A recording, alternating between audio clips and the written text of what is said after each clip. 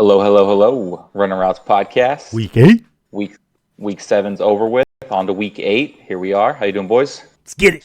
Doing good. Doing good, Brady. Doing good.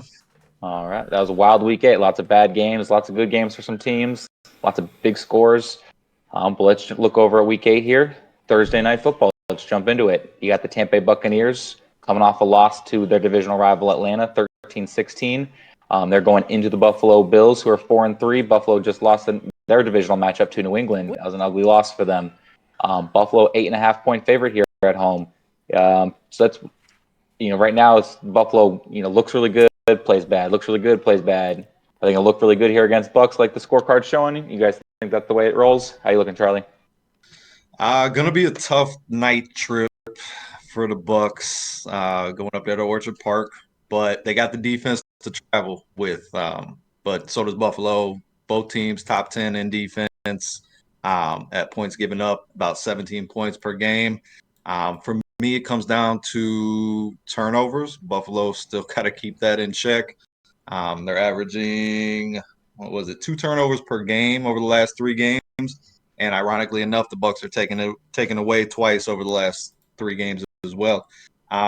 So Buffalo's got to take care of the ball. I feel like they're the better team here. I feel like this is going to be kind of a low-scoring game, but I think talent for talent, it's got to be Buffalo. Spread being, I think, 7.5, 8.5 at this point in time.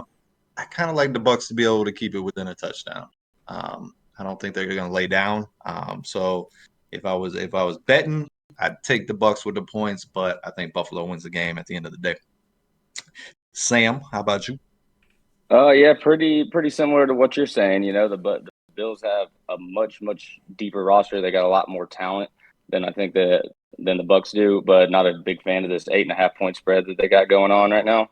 I like to use the eye test a lot. From the eye test, the Bills just don't look good. I mean, they don't look elite like they are supposed to, and I don't think that they're going to be able to cover that spread. The Bills have also lost 3 straight against the spread. So I'm really not liking the spread on that at all. Both of the teams, like you said, they're not great on pass D. I know the Bills have a very weak run D, but then again, the Bucs, their run offense is not great. So they're gonna have to get it going early, and they're gonna have to get it going often just to even have a chance. So definitely not taking the spread for the Bills. If anything, I would be taking the spread for the Bucs to cover that spread. But overall, I definitely think the Bills are going to win. They got too much talent. I don't think the Bucs are going to be able to keep up with them. No doubt. You, Sam.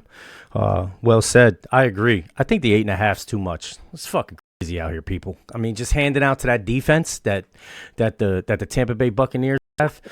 Dawson Knox is chipped up. He's doubtful. Okay, you got a couple other guys that are questionable on this team. Not saying that the Bucs aren't questionable either.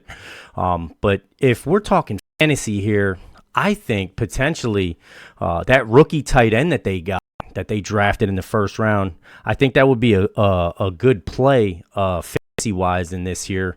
That tight end is his name is escaping me right now. If there's Dalton Kincaid, I think could potentially end up having a really good night. So fantasy wise, I think if you have a player in this and you have this tight end on your roster, since Dawson Knox is doubtful, I think that's a hell of a play. Like Sam was saying, the roster's deep for Buffalo. They're like a friggin' light switch. What team am I going to get? Am I going to get the on or am I going to get the off Buffalo? Which team am I going to get? Is we going to get the Josh Allen that makes mistakes down in the red zone, throws it up, throws it away? What are we going to get? Buffalo's rushing for 100 yards a game. The Bucs are going to handle that. They're probably not going to get a rush. They're probably not going to get 100 out of this game. I also don't agree with the points. I would take the Bucs here if we're going to do the points. But I think overall, if we're picking winners, I think the Buffalo Bills end up scraping one away. But I would not be surprised if Baker Mayfield and this offense got it together and put up some numbers. I wouldn't be surprised. How about you, Braid? Fair. Yeah, I think this game is going to be a lot tougher just looking at, straight up calling it, then it should be. Buffalo should be the better team taking this one to the house. Sure. But the way they've played, eye test, like Sam said, they're not playing that way. He also touched on like their defense and the Bucs defense too. Both these defenses, their weakness is the pass, and that's where both these teams excel, is their offense. Offensively, they excel in the pass.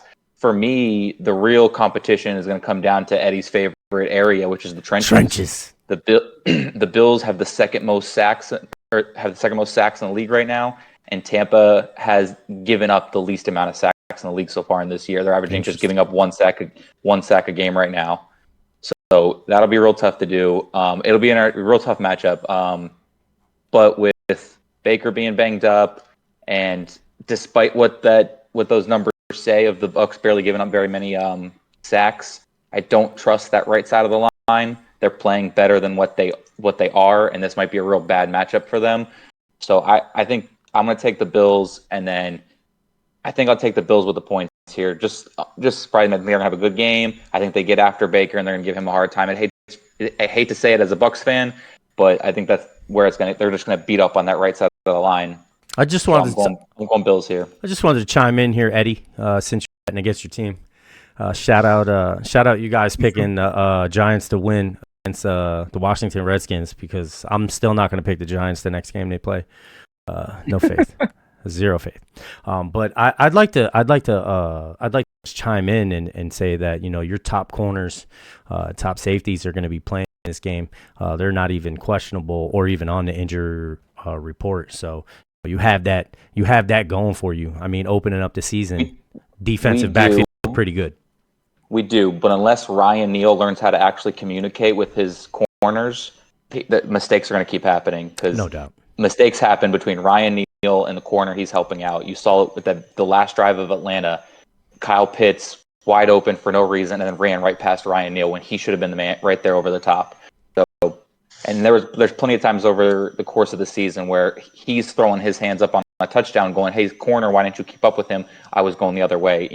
It's there's bad communication between those two. Throwing each other under the bus. No one's no one's in the wrong apparently, but they need to work on that relationship there. No doubt. Yeah.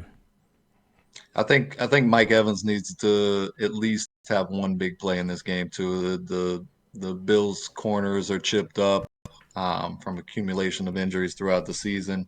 I'd like to see him get over top at least once if the Bucs are going to keep this thing close, because as Sam illustrated, the Bucs not the best running team.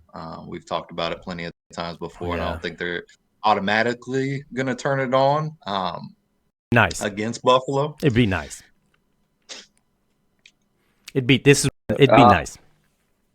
Yeah, I have one more thing in on that too. Oh, go ahead. My bad. Yeah. Oh, go ahead, Sam. What you got?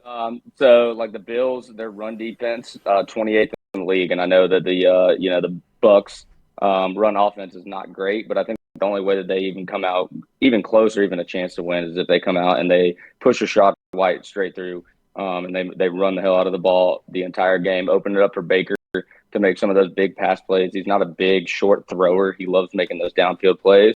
So the only chance they got to push the ball in the run game, open it up for Baker, and hope that he can make some big plays down the field and actually connect on those, because he has struggled throughout the year on actually connecting on those big plays.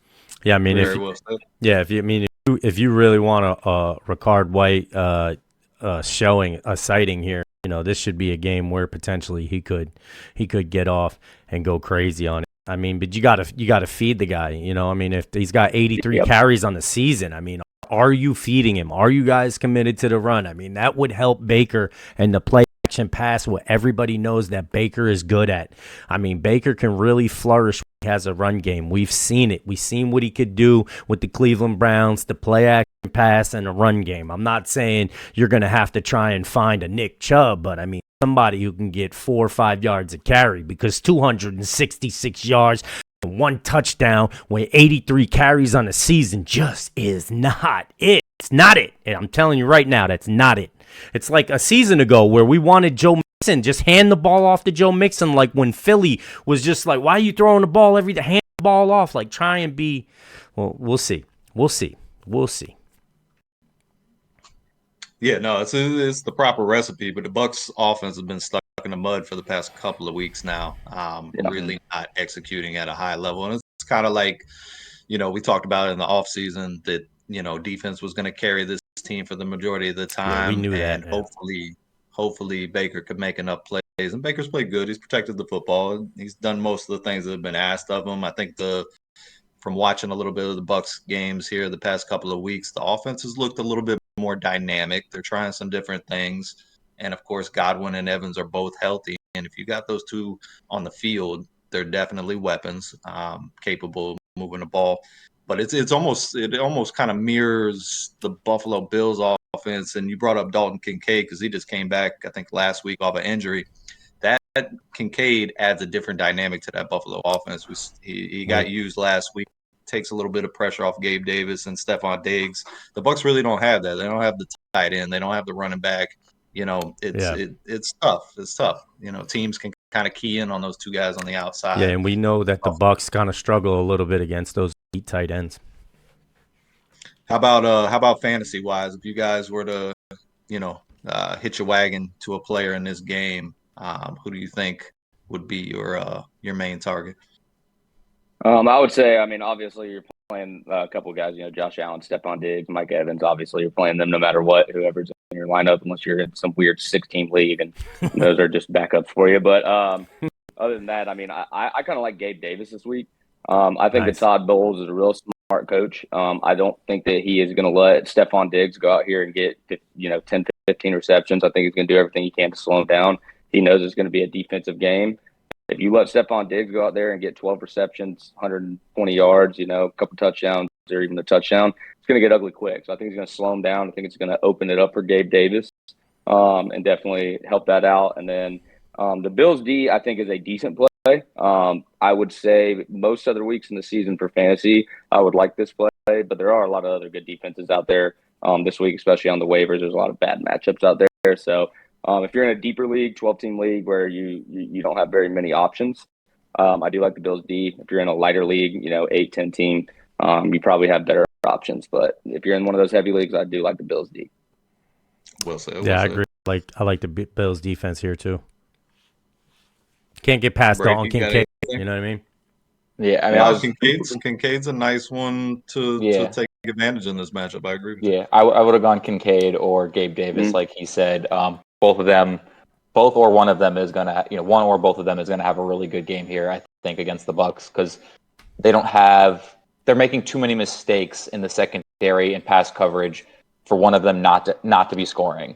So one of them Gabe Davis might get a 40-yard pass, and then Dalton Kincaid's gonna get the touchdown. Something along those lines. Like it could be ugly quick. I think Chris Godwin too. I think if you got Godwin, even though he's questionable, I think could be a big play threat in this. I think because he's got the speed to take the top off. I know he is questionable, but I'm almost positive he's playing in this game, and I think he too could be a big factor for the Bucs end up being a problem in this one, offensively. For sure.